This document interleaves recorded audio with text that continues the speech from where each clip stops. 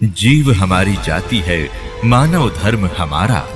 हिंदू मुस्लिम सिख ईसाई धर्म नहीं कोई न्यारा।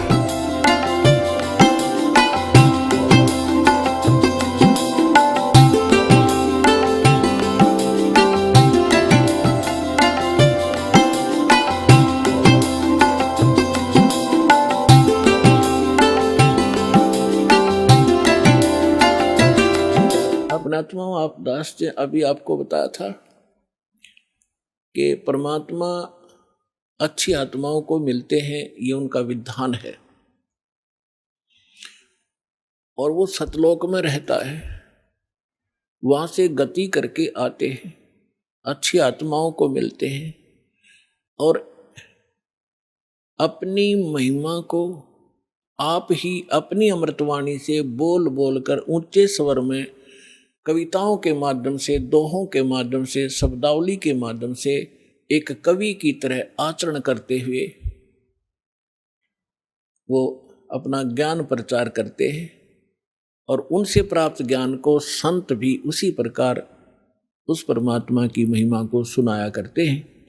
तो परमात्मा कहते हैं, चारों युग में मेरे संत पुकारे, कोक कहा हम हेल रे, हीरे माणिक मोती बरसे, ये जग चुगता ढेल रे।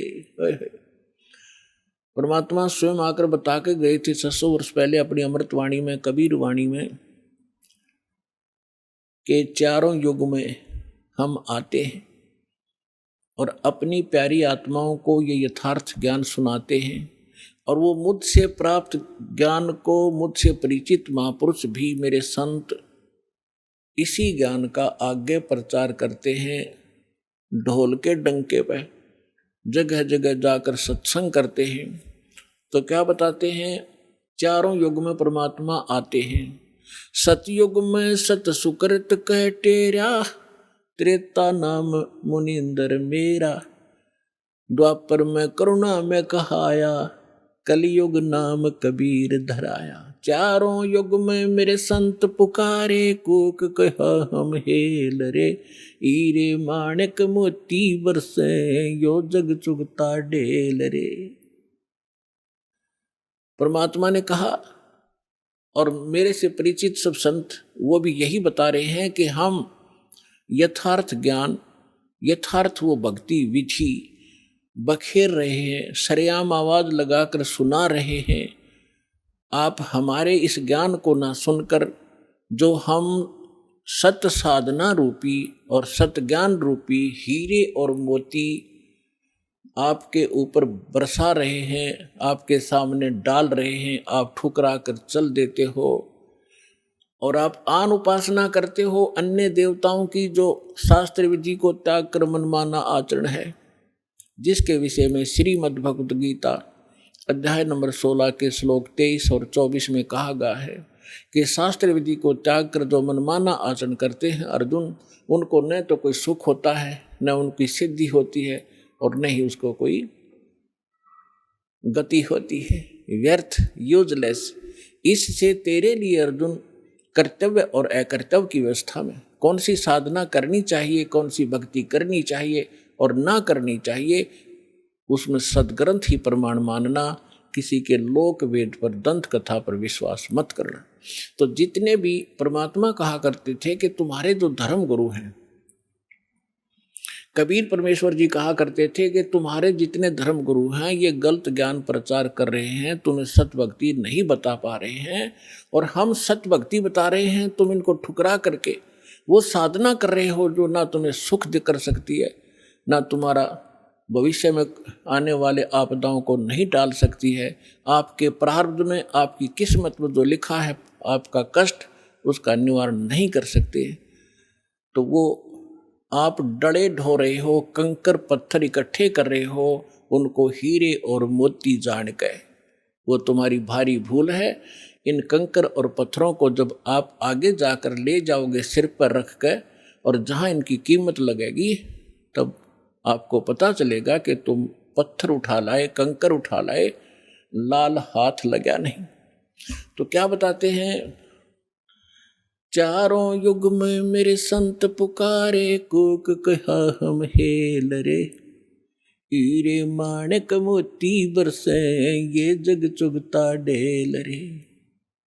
कि हम सत साधना सत भक्ति रूपी हीरे मोती आपके ऊपर बरसा रहे हैं, और आप फिर भी कंकर पत्थर यानी आन उपासना करने में लगे हुए हो। उन देवी देवताओं की पूजा करते हो जो तुम्हें कभी सुख नहीं दे सकते। वो स्वयं सुखी नहीं, उनका अस्थायी समय सबका सब नाशवान है। थिर पकड़ थिर रही है, समर्थ की शरण गह कर ही आप सुखी हो सकते हो।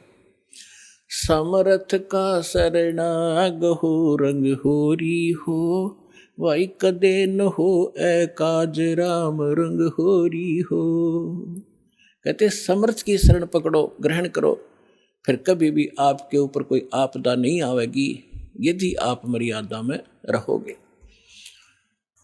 पर भी लेन जात है दुनिया, हमरा ज्ञान किने ना सुनिया। परमात्मा कितने दुखी होकर कहते हैं कि तुम पर भी लेन जाते हो, वहां पर कहीं पर कोई कुंभ का मेला लग जाता है, उस जोड़ में तालाब में जिसमें गधे भी ना नहावे, बड़े पानी भी ना पिए, और उसमें तुम नहाकर कल्याण समझते हो अपना। तुमसे पहले वहां मछलियां मेंढक सभी विद्वान रहते हैं, उनका मोक्ष नहीं होता। अपने सदग्रंथों का आधार मान और संत महापुरुष जिनको भगवान मिले उनकी वाणी को आधार मानकर साधना कीजिए, तभी सफलता होगी। तो भगवान कहा करते कि पर भी लेन जात है दुनिया, और हमरा ज्ञान किन्हें ना सुनिए। तो यहां क्या बताना चाहते हैं